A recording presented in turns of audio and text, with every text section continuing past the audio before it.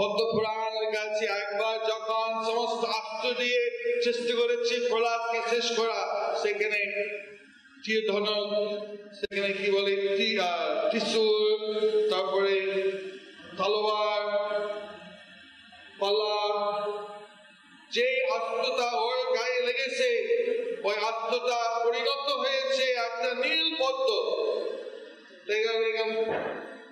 পুষ্পাঞ্জলি মাধ্যম সেখানে যত রকম অস্ত্র ছেড়ে দিচ্ছে গায়ে উপরে, নীল পদ্ম পরিণত হয়ে গিয়ে তার পুরো গায়ে নীল পদ্ম দিয়ে সুসাধিত চারদিকে। কিছু করতে পারেনি। তখন ওরা বিভিন্ন ভাবে চেষ্টা করে কিভাবে এই বৈষ্ণবকে মেরে ফেলবো। তখন গারম ঠেলে দিয়েছে, তাহলে কাজ হয়নি, সাদা কাটছে। তখন সার্পের গুহার মধ্যে রেখে বিষাক্ত সার্প, সেখানে প্রহ্লাদ হরে কৃষ্ণ কৃষ্ণ কৃষ্ণ হরে হরে, হরে রাম রাম রাম কীর্তন করছে। সাপটা কামড়ায়নি, হাতি পা নিচে রেখেছে তাও চাপায়নি, পাহাড় থেকে ফেলিয়ে দিয়েছে, কৃষ্ণকে ঘুরে নিয়ে নেমে নিয়েছে। কত রাখা মানে চিন্তা করে বলে আমি ছেলেটাকে মেনে দিতে পারছি না, কি করব।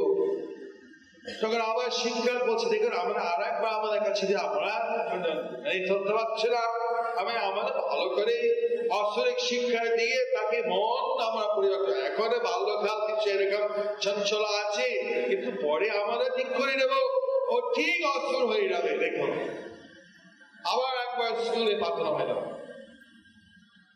তাহলে কোনো কাছে হয়নি। আবার স্কুল থেকে এসে তখন আবার সে বিষ্ণু গুণগান করছে। তখন হিরণ্যকশিপু চাল তাহলে আমি নিচে তোমাকে মেরে ফেলবো, এবার দেখো তোমাদের ঈশ্বর কিভাবে তোমাকে বাঁচায়।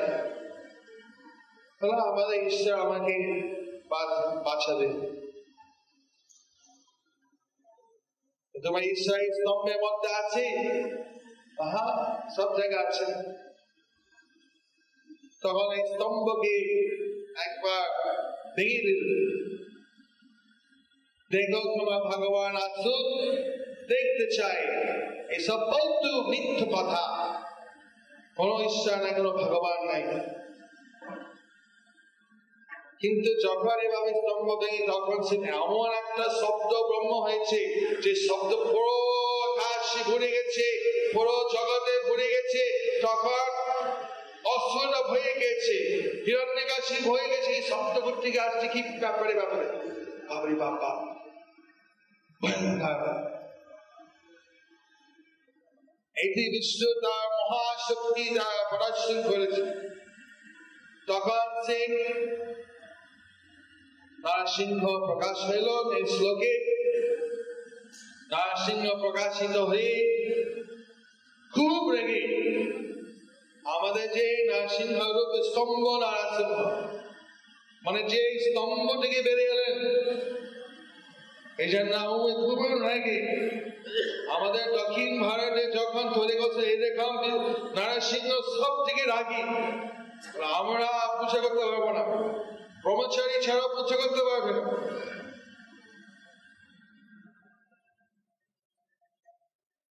তখন ওরা ভয়ে করেছে আমরা ধরেই করতে পারবো না। এই নরসিংহ স্তম্ভ, নরসিংহ স্তম্ভ থেকে বেড়েছে, এমন যে থেকে আছে আগুনের মতো।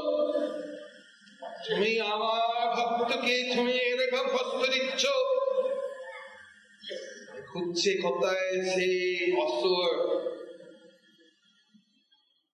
কিন্তু তখন তারা গেছেন ওখানকার যারা শিল্পীরা গুরু কাছে, এরা আমরা যে ধরি করে তাদের কাছে দিই, অসুবিধা হবে না। না, ওরা তো কৃষ্ণ ভক্ত, ওরা তো দেখে কৃষ্ণ আসছে নরসিংহ রূপ, সে থেকে কৃষ্ণ ভক্ত তো পূজা করতে পারবে। এছাড়াও তারা চৈতন্য দেবের ভক্ত, চৈতন্য দেবের ভক্ত তো ভক্তিময় দয়াময়, চৈতন্য দেবের ধাম থাকবে, সেই জন্য এই নরসিংহের ভক্তকে দয়া করবে, বাধা বিঘ্ন সরিয়ে দেবে। কোন এই বিগ্রহ পূজা করতে পারবে না, কৃষ্ণ ভক্ত পারবে। এবং গুপ্ত বৃন্দাবনে নবদ্বীপ ধামে পারবে। মনে আছে চৈতন্য মহাপ্রভু একবারে নারসিংহ ভাবাপন্ন হয়ে তখন রাস্তা গিয়ে অসুরকতা হাতে ভাবে গিয়ে রাগ করে সবাই দেখছে আরে ভাড়া কি হলো, সব ভুলে গেছে ভয়ে। তো চৈতন্য মহাপ্রভু এই ভাবাপন্ন হইলেন না অসুরকতায়।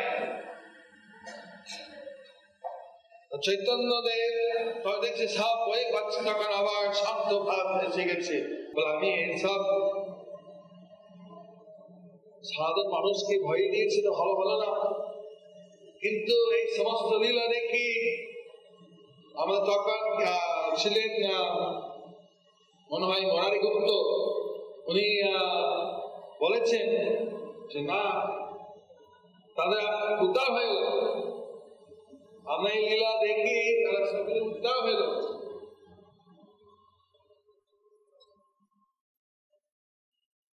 স্তম্ভ নরসিংহ ভক্ত দেখে আশ্বাস পায় ভগবান ইচ্ছে আমাদের রক্ষা করা আছে।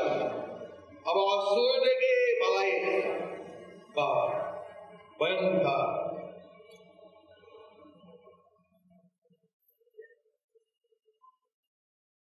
এই নরসিংহ পূজা করতে গিয়ে শুদ্ধ ভক্তি দিয়ে পূজা করলে ভালো হয়। ভগবান উনি খুশি হন ভক্তদের পূজা দ্বারা। ভাগবত একটা শ্লোক আছে, নাহমাত্মানমাসাসে মদ ভক্তায় সাধবে বিনা শ্রিয়মব্জন্তি কম্বাপি येषां गतिरहं परा। जैसा शांत व्यक्ति शुद्ध भक्त যার জন্য আমি তাদের একমাত্র গতি, তাদের বিনা আমার কোনো আশা থাকে না, কোনো ইচ্ছা থাকে না।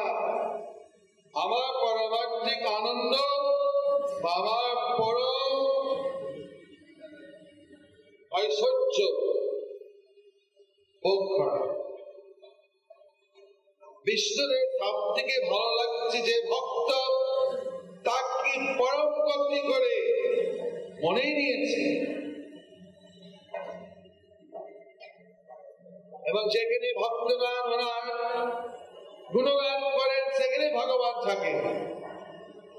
পদ্মপুরাণে আছে, নাহং তিষ্ঠামি বৈকুণ্ঠে যোগিনাম হৃদয়েষু বা তত্র তিষ্ঠামি নারদা যত্র গায়ন্তি মদ্ভক্তা।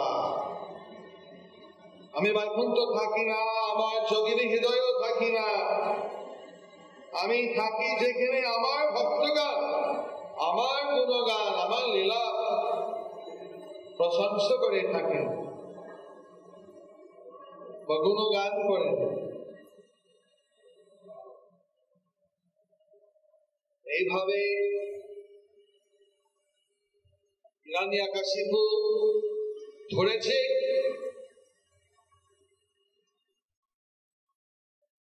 সব দেবতা খুশি হলো, এবার হিরণ্যকশিপু শেষ হয়ে যাবে।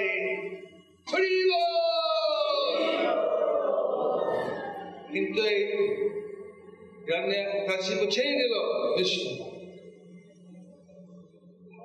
দেবতাগণ সে মেঘের পিছু থেকে দেখছে, আরে বাবা ছেড়ে গেল, মুক্ত হয়ে গেল, কি হবে? ঠিক যেমন গরুর একটা সাপকে ছেড়ে আবার ধরে ছেড়ে ধরে, যেমন একটা বিড়াল কি বলে ইন্দোরে ধরে আবার ছেড়ে দেয়, আবার ধরে ছেড়ে দেয়, খেলা করে। এইভাবে নরসিংহকে ধরে আগে ছেড়ে দিল। কিন্তু হিরণ্যকশিপু ভাবছে, আমার শক্তি তো ভয় পাচ্ছি, এবার আমি শেষ করে দেবো বিষ্ণু। আবার গিয়ে সেখানে আক্রমণ হলো। ঠিক সেই মুহূর্তে আকাশে নাই, জলে নাই, মাঠে নাই, তার কোলের উপরে কোন আস্ত দ্বারা নাই, কোন কিছু জীবিত দ্বারা নাই, তাকে ভগবান তার রক্তে জীবিত থাকে না, আবার মৃত্যুই নাই, ভেঙে দিল, একবার ফেলে দিল,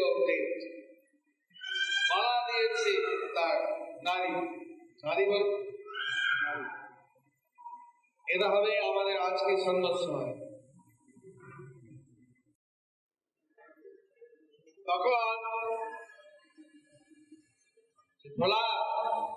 একদিন নরসিংহদেবের ঘরে ছিলেন।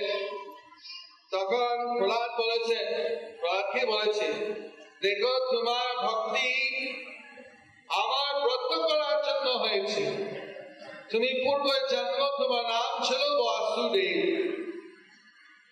বাসুদেব হয়, কিন্তু তোমার ধার্মিক ছিল না, তুমি খুব পাপী লোক ছিল, তোমার বেশ্যা গমনে খুবই আসক্ত ছিল এবং বিভিন্ন রকম পাপ কার্য লিপ্ত ছিল। কিন্তু কোনোভাবেই তুমি একদিনে আমাদের নরসিংহ চতুর্দশী ব্রত করেছ বলে তোমার এই ব্রতের জন্য তুমি এই জন্মে প্রহ্লাদ হইল এবং এত তোমার ভক্তি হয়েছে। এই নরসিংহ চতুর্দশী ব্রত 1000 দ্বাদশী ব্রতের ফল। গরিব লোকে ধনী হয়ে যায় এই ব্রত করলে। যদি কেউ কোনো কিছু কামনা করে তার কামনা সফল হয়ে যাবে। সে যদি কেউ রাজ্যই চায় রাজা পাবে, রাজ্যও পাবে। সে যদি দীর্ঘ জীবন চাই দীর্ঘ জীবন হবে। সেখানে যদি এমন কেউ স্ত্রীলোক যাতে তাদের অসময় বিধবা না হয় সে আশীর্বাদ দেওয়া হয়। কেউ যদি সন্তান না পায়, সন্তান চাই তাদের সন্তান দেওয়া যায়। তাদের যদি জীবনে মঙ্গল চাই মঙ্গল হয়ে যাবে। তাদের যদি গরিব থাকে তার ধন হবে। তার যদি শস্য চাই সে শস্য হয়ে যাবে। তাদের দুঃখ হয় দুঃখ দূর হয়ে যাবে। তাদের আনন্দ মানে ভোগ হবে, আবার তাদের মুক্তি হবে। এবং যাদের ইচ্ছা হয় সেখানে তাদের শুদ্ধ ভক্তি হয়। এইভাবে প্রহ্লাদ শুদ্ধ ভক্তি ছাড়া তো অন্য কিছু চাইনি। এই ব্রত করলে তারপরে শুদ্ধ ভক্তির ভক্ত হয়ে গেল। কিভাবে বিষ্ণু বলেছে, নরসিংহ বলেছে, আমাদের ব্রত শুক্ল বৈশাখে চতুর্দশী পালন করতে হয়। সেখানে ভোরে উঠে স্নান দান করার পর মন্দিরে গিয়ে পূজা করার পর মন সুস্থ হয়ে সেখানে সংকল্প করতে হবে, ওম মহাদেব আজ আমি সংকল্প করছি ভগবান আমি তোমার ব্রত করব, আশীর্বাদ করুন যাতে আমি নির্বিঘ্ন ভাবে পালিত করতে পারবো।